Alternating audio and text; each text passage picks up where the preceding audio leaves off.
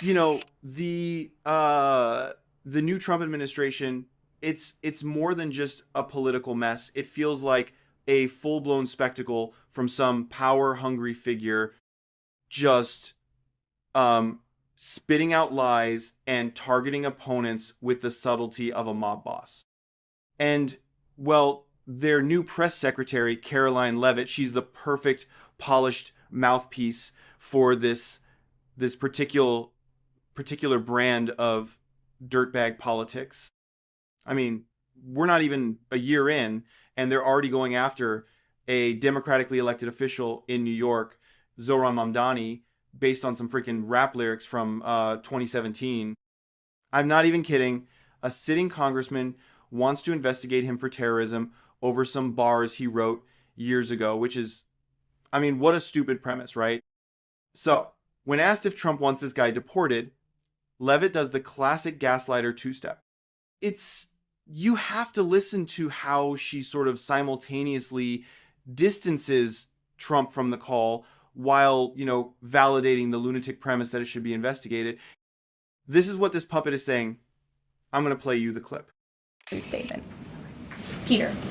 Thank you, Caroline. Does President Trump want Zohran Mamdani deported? I haven't heard him say that. I haven't heard him call for that. But certainly he does not want this individual to be elected. I was just speaking to him about it and his radical policies that will completely crush New York City, which is obviously a city that the president holds near and dear to his heart. There's this Congressman, Andy Ogles. He wants the Attorney General Bondi to explore denaturalization proceedings because he thinks Mamdani could have misrepresented or concealed material support for terrorism based on rap lyrics he wrote in 2017. Does President Trump think this is a worthwhile use of the Attorney General's time? Well, I'll let the president speak to that. I have not seen those claims, but surely if they are true, it's something that should be investigated. And surely if they are true, wow, what a cowardly yet sinister thing to say.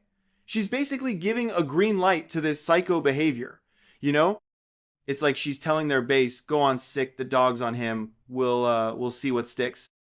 And this weaponization of law and order, it's such a one-way street for these hypocrites. It seems like they want to investigate rappers, but then they just lose their minds when an app points out where federal agents are operating in public. Apparently, CNN did a segment on a new app called ICE Block, which, it just informs people about the location of ICE agents. To Leavitt and the bootlicker brigade, this isn't public information. No, it's a direct incitement of further violence.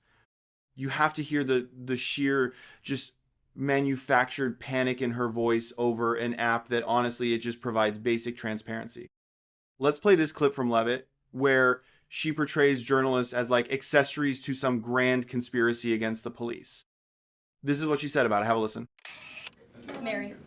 Thanks, Caroline. I just watched a CNN segment on a new app called ICE Block, and it kind of appeared to be promoting this app where you can tell people where ICE agents are. Given the recent rise, An app that tells people where ICE agents are? yes, and given the rise, I believe 500% increase in assaults on ICE agents, I wanted to see if you could comment on that and why CNN would be promoting such an app. Well, it's a very good question. I'll have to go back and watch the clip myself, but surely it sounds like this would be an incitement of further violence against our ICE officers. As you know, as you stated, there's been a 500% increase in violence against ICE agents, law enforcement officers across the country who are just simply trying to do their jobs and remove public safety threats from our communities. And that's something we as Americans, including journalists at CNN who live in many of these cities where illegal aliens are hiding and were let in from the previous administration, should be very grateful for. So we haven't seen the clip. We'll take a look at it, but certainly it's unacceptable that a major network would promote such an app that is encouraging violence against law enforcement officers who are trying to keep our country safe. Caroline, Shelby. I just wanted to get a clarification on the Senator Rick Scott's amendment. It sounds like the president is... It's absolutely wild to equate an informational app with inciting violence. Especially when their own leader, he constantly uses rhetoric that leads to actual real world harm. It sort of reminds me of the neighborhood watch app I have on my phone. people post about a suspicious car or maybe a package thief. It's about community awareness, not starting a damn street brawl, you know? But their crusade, it goes beyond just imagined violence from apps. It's really about inflicting real quiet violence through policy. And a case in point is this so-called big, beautiful bill they're pushing, which is, I mean, let's be real, it's just a Trojan horse to gut Medicaid. Even a fellow Republican, Senator Tom Tillis, had the guts to call them out on it, saying it betrays Trump's promise to protect the program. You know, it's a complete chaotic situation when even their own guys can smell the smoke from the blaze. Of course, Leavitt's job is to tell everyone, including a sitting senator, that what they see with their own eyes isn't real. Here she is explaining how making it harder to get healthcare is actually get this protecting healthcare for those who truly deserve it. This is what she said. I'm going to play you the clip. Sure. Yeah, thanks, Karoline. What is the White House's response to Senator Tillis's criticism articulated from the Senate floor yesterday, in which he said passing the big, beautiful bill would betray President Trump's promise to protect Medicaid? Well, he is just wrong. And the president and the vast majority of Republicans who are supportive of this legislation are right. This bill protects Medicaid, as I laid out for you, for those who truly deserve this program, the needy, pregnant women, children, sick Americans who physically cannot work. And what it does is it ensures that able-bodied Americans who can work 20 hours a week are actually doing so, and that will therefore strengthen and protect those benefits for Americans who need it, as well as cutting out the waste, fraud, and abuse, as well as getting 1.4 million illegal aliens off of the program. So all of those measures are actually going to protect it for those who need it. That's the president's position, and that's what this bill does, and that's why Republicans need to vote for it and get it to the president's desk. That kind of criticism from a Republican senator, is that reason for concern for the passage of this?